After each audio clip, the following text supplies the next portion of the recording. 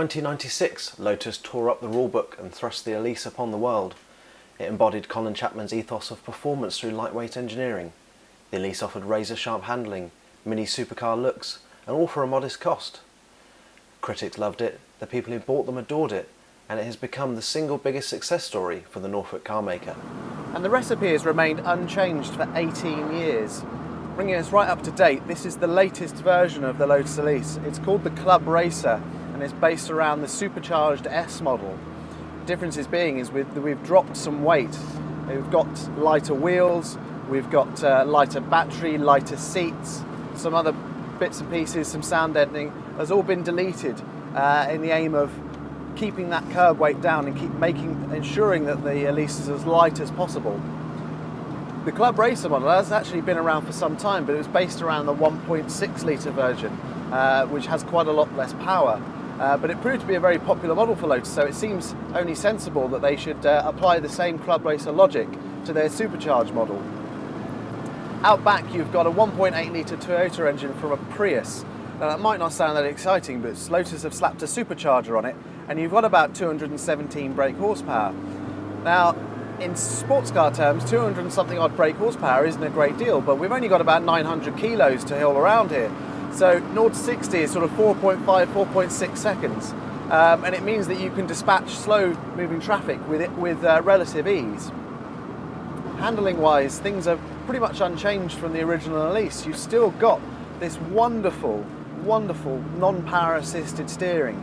You just gently think your way through a corner and it just goes exactly where you want it. You can jump into this car having never driven it before and be placing it absolutely perfectly on the road. Also, thanks to its sort of small size, you can quite happily nip around country lanes and tight roads without having too much issue. A lot of cars these days are getting bigger and bigger, which means that driving them enthusiastically on a nice country road can sometimes actually not be that much fun.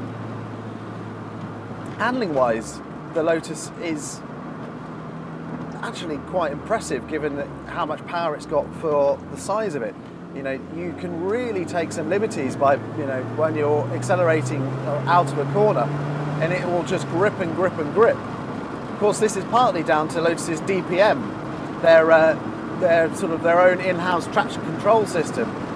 It will allow you to really push the car, and it will kind of just hold on to you, but it doesn't really feel like it's ever really stepping in. It just feels like the car has got loads of grip.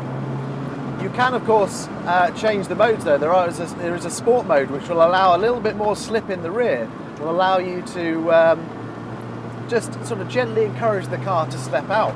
And of course you can also switch it off and you can be a bit of a hooligan.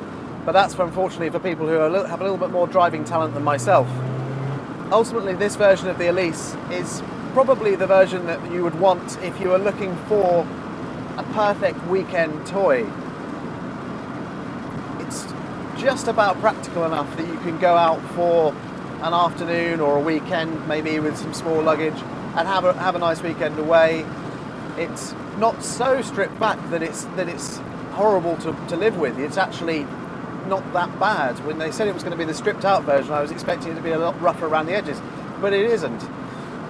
Ultimately, I think for me, I'd probably rather have the S with some of the slightly softer edges, but it's totally up to you. Looks-wise, obviously, it is slightly different from the standard S, having sort of a few more black detailing. It just looks a little bit more aggressive, but that's subjective. Ultimately, this car, though, it's a Lotus Elise. You know what you're getting. You are getting the best sports car that this sort of money can buy. Yes, it's not going to be the most refined and you're not going to have the most gadgets and gizmos, but when you're driving one of these, you don't find yourself looking for all the toys. It really is all about the driving and nothing else.